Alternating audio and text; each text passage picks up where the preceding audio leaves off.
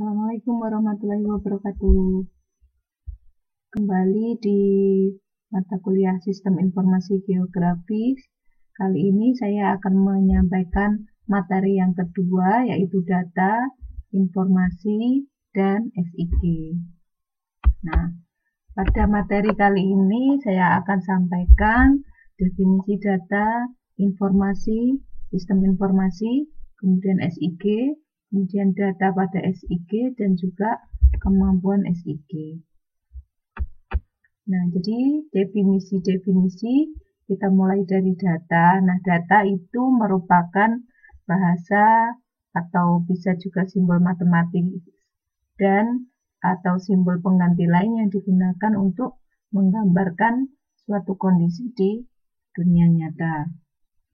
Kemudian informasi merupakan data yang dibutuhkan oleh pemakainya. Jadi bisa jadi merupakan hasil dari suatu proses tertentu dari data mentah. Jadi data diolah, kemudian bisa menjadi informasi yang berguna bagi pemakainya.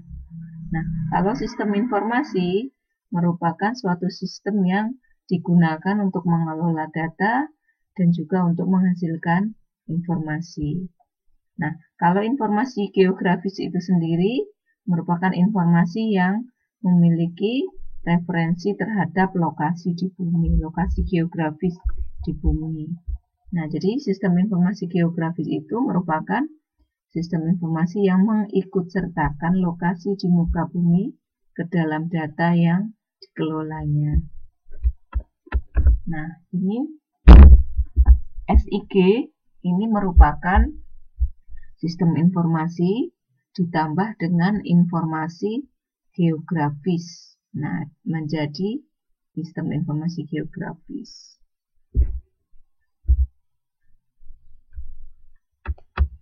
Nah, ini data. Jadi di bawah ini ada tabel, ini merupakan contoh dari data. Nah, data itu merupakan fakta yang diambil dari kehidupan nyata. Misalkan, oh ini ada data nama orang, ada data alamat, kemudian ada data kabupaten letak alamat ini tadi. Nah, data-data di atas ini bisa menjadi informasi bagi orang yang membutuhkan data tersebut. Nah, kemudian data untuk sistem informasi geografis ini terdiri dari data spasial atau data peta, kemudian ada data atribut yang saling terkait. Nah, kita lihat gambar di sini. Nah, di sebelah kanan ini adalah data spasial. Data spasial ini adalah data peta. Peta itu bisa peta jalan, peta wilayah, kontur bumi, seperti ini. Nah, kemudian ini adalah data atributnya. Jadi data atribut yang di sini ini menjelaskan atau melengkapi data spasial atau data peta yang ada. Nah, data spasial itu sendiri adalah data mengenai keruangan dan bisa divisualisasikan sebagai gambar, baik gambar raster maupun gambar vektor. Nah, raster maupun vektor ini perbedaannya nanti akan dijelaskan pada bab tersendiri. Nah, kemudian data spasial itu bisa juga digunakan untuk menghitung panjang, keliling, juga luas suatu wilayah. Nah, data spasial dapat dibuat menjadi beberapa layer atau lapisan seperti contoh pada gambar sebelumnya ini tadi. Nah, ini ada data peta yang dibuat menjadi beberapa layer.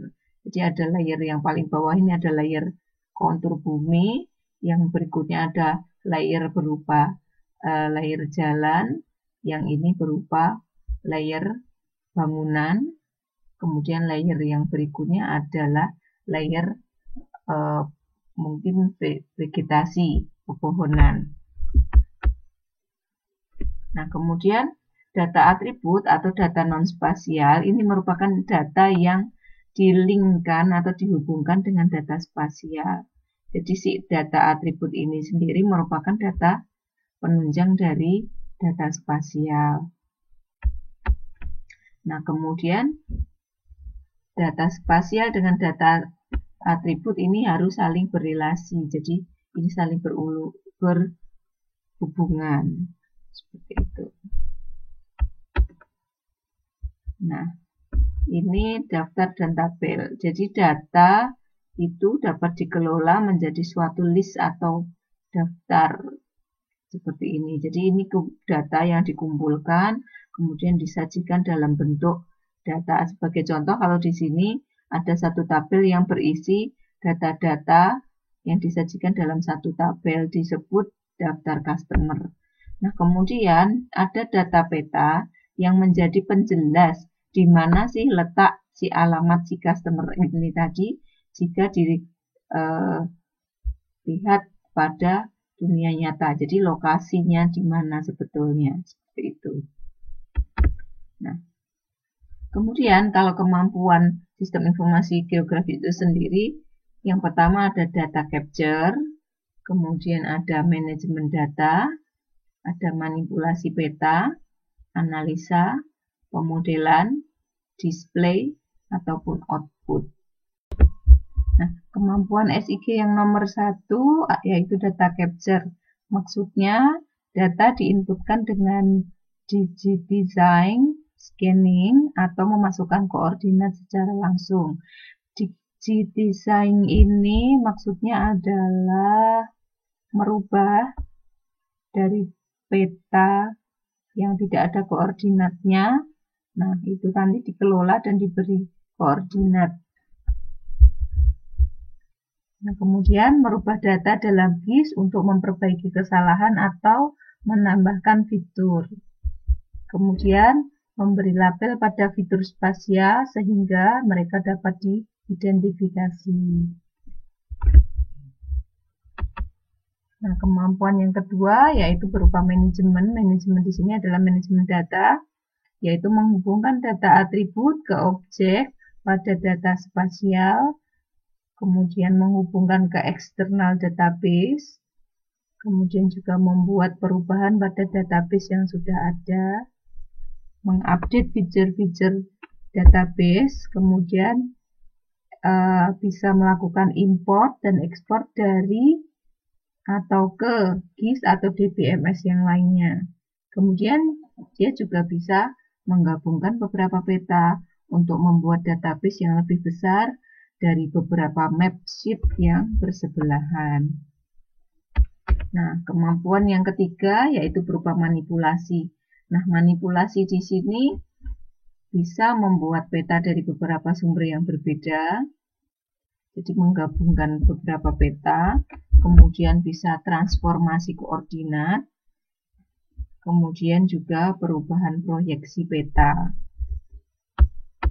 Nah, kemampuan SIG yang keempat adalah kemampuan untuk melakukan analisa. Jadi analisa di sini dilakukan oleh query. Misalnya query yang pertama ada memilih fitur berdasarkan atributnya. Contohnya, temukan semua wilayah dengan rata-rata pendapatan per kapita di atas 20 juta.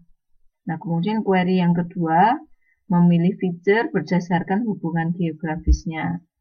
Contohnya, menampilkan semua klinik keluarga yang ada di dalam satu wilayah.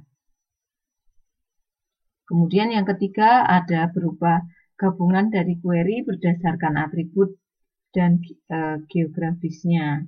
Misalnya, temukan seluruh desa di dalam radius 10 km dari fasilitas kesehatan yang mempunyai rata-rata kematian anak yang tinggi.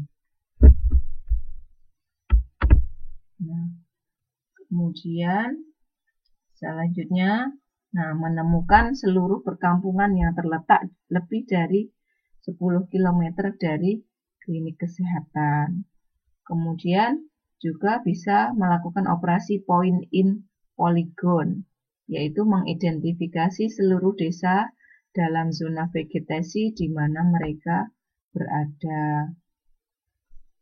Point in polygon. Jadi ini maksudnya adalah peta itu bisa berbentuk poligon. Nah, kemudian di dalam poligon itu ada titik-titik yang menandai suatu objek atau suatu lokasi. Nah, juga yang berikutnya dia SIG bisa melakukan polygon overlay atau mengkombinasikan antara catatan administratif dengan data kesehatan wilayah. Yang berikutnya melakukan geocoding atau address matching.